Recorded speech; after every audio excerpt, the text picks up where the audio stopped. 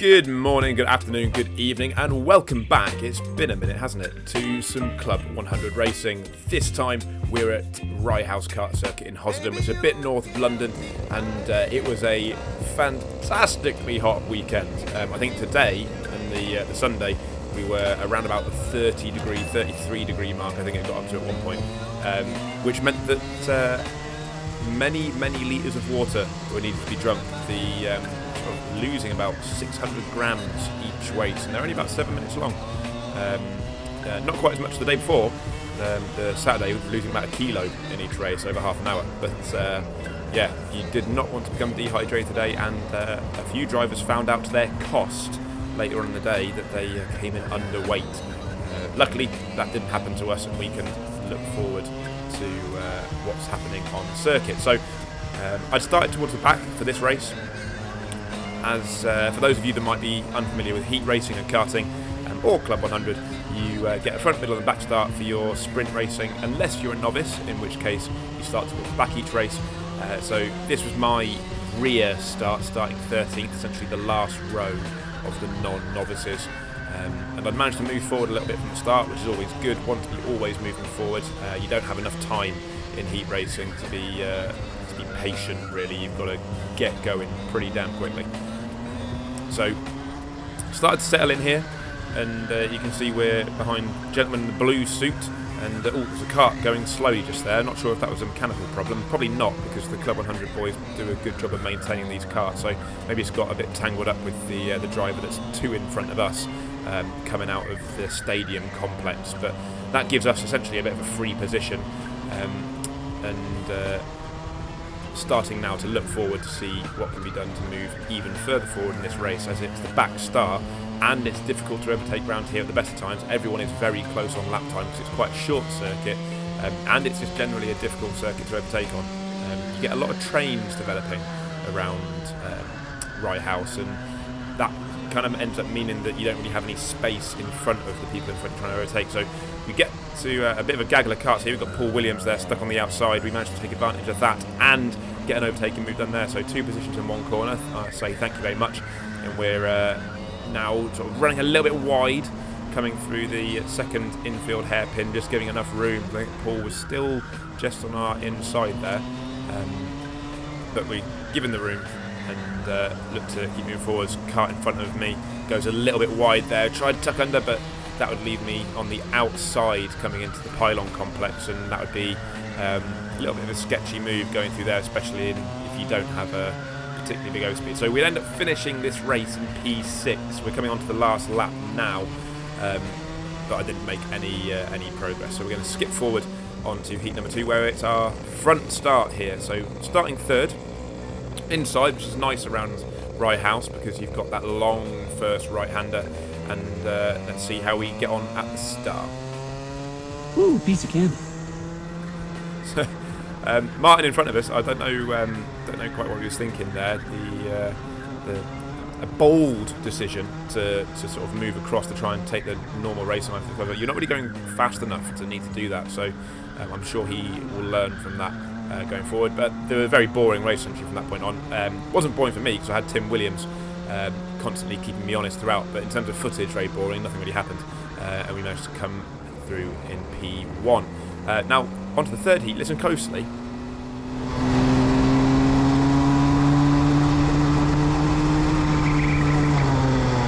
Now that was a little bit worrying for me because that was me full throttle coming off the grid, and you can just hear the cart was really reluctant to want to sort of pick up. Luckily we ended up with a second lap going around. I think someone else was having problems coming off the dummy grid, so it sort of managed to blow through a little bit, but it was initially quite worrying, thinking that we might have something that's going to be down on power. I get mugged at the start. Not great. We've got Tom Angier from Mango Motorsport in front of us, and he kind of got buffeted around there. Tries to go around the outside and gets nudged wide for his troubles, and we managed to sort of make a move up the inside there. And haven't done particularly well. Started 6th in this race, and we've just gone backwards off the start. Part and parcel of being on the outside here at Rye House, but it also doesn't help when you've got people behind who are insistent on making contact to get through rather than avoiding it. as we come through the last couple of corners, we're behind Steve Bosley, someone that we know is a good C1 driver, so if he's going to be starting to make moves, I want to try and follow him through. But the key here is that we've got quite a few C2 drivers in this race, and so in order for us to get any kind of semblance of a good starting position in one of the finals, we need to try and make some progress. So we go up the inside of Steve, but as you can see there, as I said earlier, there was no real room in front to make that move stick. We ended up bumping into the car in front, which really hurts our momentum. We had nowhere to go, and then that allows Tom to get a better run than us, and he slots it in front. Now, as we can see here, we're coming up on Paul Williams again. Tom goes for the move up the inside, and I want to try and follow him through. And we're now alongside Paul, but just because I was a little bit further back, we're side by side going into this hairpin, and I can't make it stick. We go up the outside, and that leaves us a similar position we were earlier, but trying to go around the outside here. Paul keeps some really good speed, so we can't really hang around his outside, and we end up tucking in behind. So you can already see, just that little bit of fighting, Tom's already moved down the road a little bit, and we're going to have to try and dispatch Paul in front of us. We look up the inside this one, but we can't quite get up the inside. Geared quite high, probably, these carts through here, so even with a little bit of tow, they top out quite quickly because the main straight here is very short, so they don't need to have particularly long gearing. Looking for a new place where we can possibly get past Paul, and I think that first corner is going to be our best chance. We have another look on the next lap. Can we get it up the inside? No, you can make that move going into the tighter part, but we won't come through. But Paul goes a bit wide, and I sort of take advantage of that there.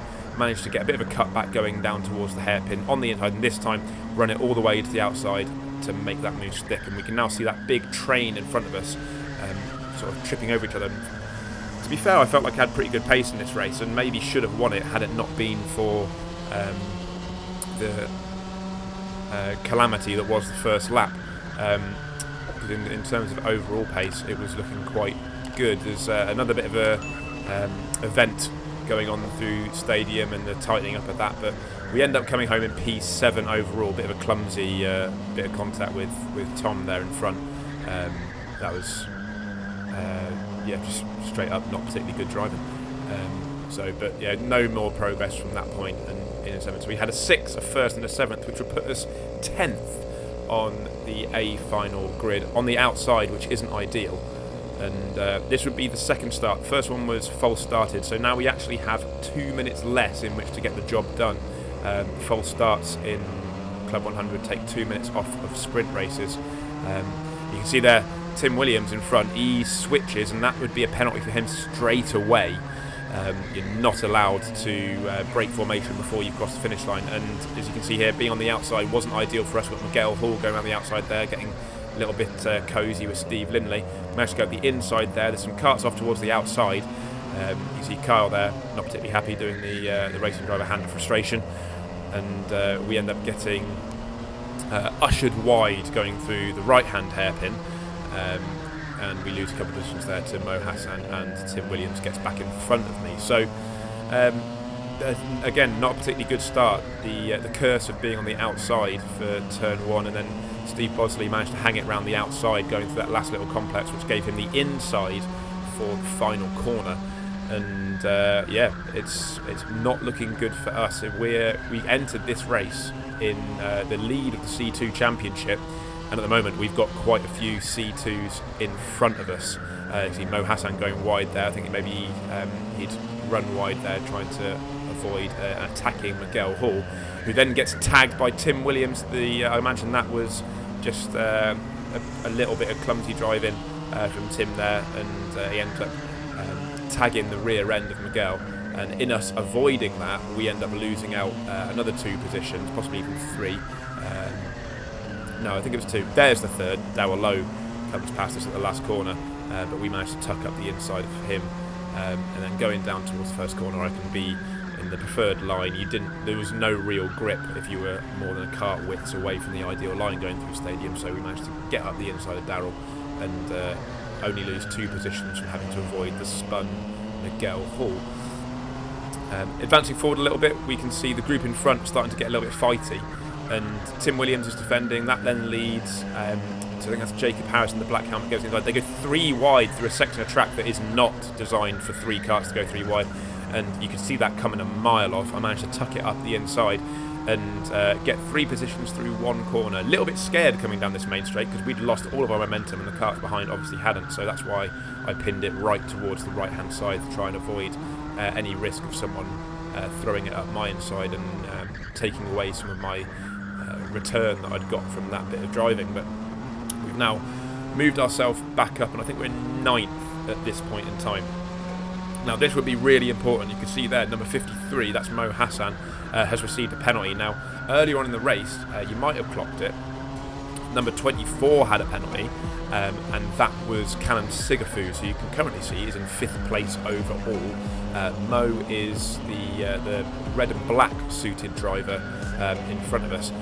So at the moment, the 2 C2s in front of us, Kyle's kind of managed to disappear down the road a little bit, have both got penalties, but I don't know how many positions. So at this point I was still trying to do my best to get past Tim, who I also know has got a penalty, to try and maximise any return I can get from end of race penalties, because we've managed to keep it clean in this. Really important in racing to keep yourself clean, because then that way you can maximise other people's misfortune, which is all part and parcel of racing.